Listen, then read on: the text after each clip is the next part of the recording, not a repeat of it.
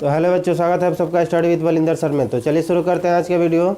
आज के वीडियो में हम लोग पढ़ेंगे क्लास 9th का मैथ, जो हमारा वास्तविक संख्या है जो चैप्टर चल रहा था उसका प्रश्नावली 1 का डी का हम लोग 6 नंबर प्रश्न करेंगे आज हम लोग। ठीक है, तो चलिए देख लेते हैं। और वीडियो स्टार्ट करने से पहले अगर चैनल को आप सब्सक्राइब नहीं किए हैं तो चैनल को सब्सक्राइब कर लीजिए। और ये जो क्वेश्चन अगर आपको अच्छे से समझ में आता है तो लाइक करिए और कमेंट में बताइए कि समझ में आया कि या नहीं आया। ठीक है, चलिए शुरू करते हैं। तो देखिए क्वेश्चन यहाँ पे क्या कह रहा है कि -0.1 और 0.2 के बीच ए नंबर में कह रहा है कि एक अपरिमेय संख्या और बी नंबर में कह रहा है कि 2 अपरिमेय संख्याएं निकालिए। ठीक है, तो चलिए इसको हम देख लेते हैं यहाँ पे कैसे हल करेंगे। तो सबसे पहले यहाँ पे जो दिया है कि 0.1, तो इसके बाद हम एक 0 लगा सकते हैं। 0.10 यानी कि 10 हो जाएगा। ठीक है, और इसमें भी हम एक 0 लगा लिए, क्योंकि अगर हम ऐसे देखें, ठीक है, तो इन दोनों के बीच हमें कोई संख्या मिलेगा नहीं।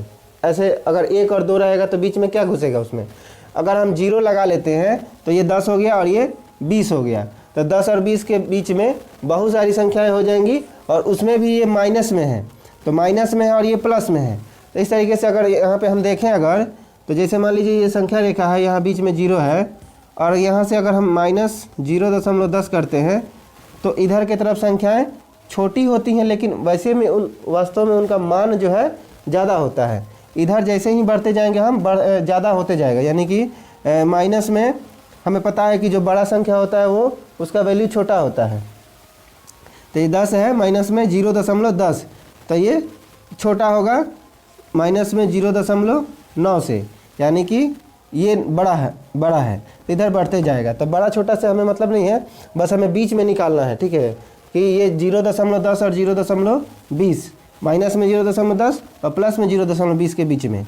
यहाँ अगर मान लीजिए कि 0.20 लिखते हैं, तो यहाँ से जैसे कि इधर की तरफ तो 0.8, 0.7, ऐसे करते करते यहाँ पे आएगा 0.6, 5, 4, 3, 2, 1, और उसके बाद पूरा 0 हो जाएगा, यहाँ पहुँचेगा पूरा 0 पे।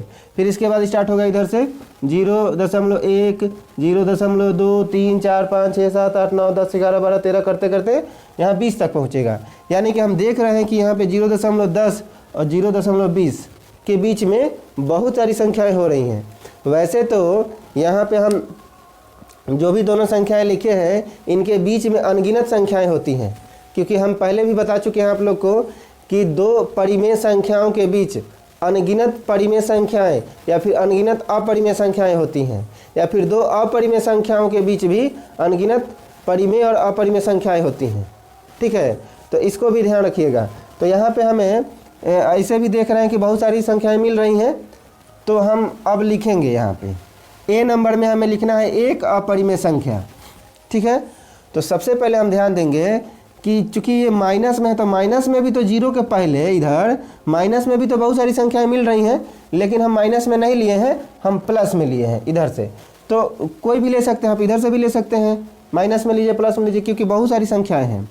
तो हम क्या लिए हैं 0.12 लिए हैं। तो 0.12 जो है इन दोनों संख्याओं के बीच का ही नंबर है। ठीक है, लेकिन अगर हम सिर्फ 0.12 लिख करके छोड़ देते हैं तो यह एक परिमेय संख्या हो जाता है हमारा, क्योंकि हमें यहाँ पे अपरिमेय संख्या ज्ञात करना है, बताना है, इसलिए हम ऐसे 0.12 नहीं लिख सकते हैं। तो इसके लिए हम इस तरीके का पैटर्न में लिखे हैं 0.12, यानी कि 1, 2, 1, 1, 2, 1, 1, 1, फिर यहाँ 2 आएगा, फिर अगली बार में 4 बार 1 आ जाएगा। इस तरीके से एक पैटर्न में लिख दिया जाता है।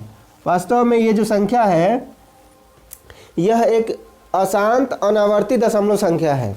अशांत अनावर्ती, इसका मतलब होता है कि अशांत अनावर्ती का मतलब है कि अशांत का मतलब तो ये खत्म नहीं होगा, और अनावर्ती का मतलब ये होता है कि इसमें कुछ निश्चित संख्याओं की पुनरावृत्ति नहीं होती है, यानी कि उसमें रिपीटेशन नहीं है ना। तो जब रिपीटेशन नहीं होता है तो इसको हम अशांत अनावर्ती संख्या बोलते हैं, और यह एक अपरिमेय संख्या होता है।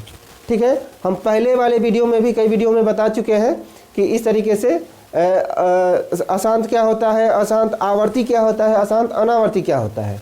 ठीक है। तो अगर आप पीछे के वीडियोज नहीं देखे हैं तो जाकर के वहाँ भी देख सकते हैं। तो जैसे कि यहाँ पे हम पहला का आंसर हमको मिल गया, ठीक है। और देखिए इसको हम दूसरे तरीके से भी लिख सकते हैं, ये एक पैटर्न बनाकर लिख दिया जाता है, जैसे बुक में भी इस तरीके से आंसर दिया रहता है, तो इसे थोड़ा अच्छा लगता है, या फिर ऐसे लिख सकते हैं, कोई दिक्कत नहीं है। लेकिन हम इसको इस तरीके से भी लिख सकते हैं, जैसे 0.12 हमारा बीच का संख्या था, ठीक है। इसके बाद हम कोई भी नंबर इधर उधर से डाल दीजिए, 3 2 1 2 5 4 और ऐसे डैश डैश लगा दीजिए। कहने का मतलब ये है कि इसमें अलग अलग तरह के नंबर आ रहे हैं और ये ख़त्म नहीं हो रहा है, यानी कि डैश डैश का मतलब कि अनंत है, ख़त्म नहीं होगा, यानी अशांत है, ठीक है। तो ये भी हमारा आंसर हो जाएगा इसका। या फिर ये लिख लीजिए, कोई भी लिख सकते हैं, ऐसा लिख दिया जाता है इस तरीके से, थोड़ा देखने में अच्छा लगता है, बस और कुछ नहीं है, एक पैटर्न बन जाता है ना। तो इस तरीके से भी लिखेंगे तो आसानी से लिखा जाएगा। तो और इस तरीके से भी कुछ भी नंबर डाल सकते हैं, है ना। तो इसमें कोई दिक्कत नहीं है, कोई गलत नहीं है, आप अपने से कुछ भी लिख सकते हैं अपने हिसाब से। ये आंसर बुक में आए या ना आए कोई दिक्कत नहीं है, बुक वाला जो आंसर है वो भी इसमें आएगा, क्योंकि वो भी आंसर हो सकता है। आपके बुक में आंसर दिया होगा कि अन्य संख्याएं भी हो सकती हैं, इसका मतलब कि इसमें तो आप देख ही रहे हैं कि बहुत सारी संख्याएं हैं, हमें पता ही है कि अनगिनत संख्याएं होती हैं बीच में, तो कुछ भी हो सकता है। लेकिन लिखने का पैटर्न जो है आपका सही होना चाहिए। इस तरीके से हमें एक अपरिमेय संख्या प्राप्त हो गया, है ना। तो चलिए इसी प्रकार से हम अगला में बी नंबर में 2 अपरिमेय संख्या निकाल लेते हैं। तो जैसे 12 लिए थे उसे 13 ले लिए, क्योंकि यहाँ 20 तक हमें मिल रहा है, तो 13 तो बीच का ही है, तो 13 ले लिए, यानी कि 1 3 1 1 3 1 1 1 फिर 3 आएगा, इस तरीके से बढ़ता जाएगा, है ना।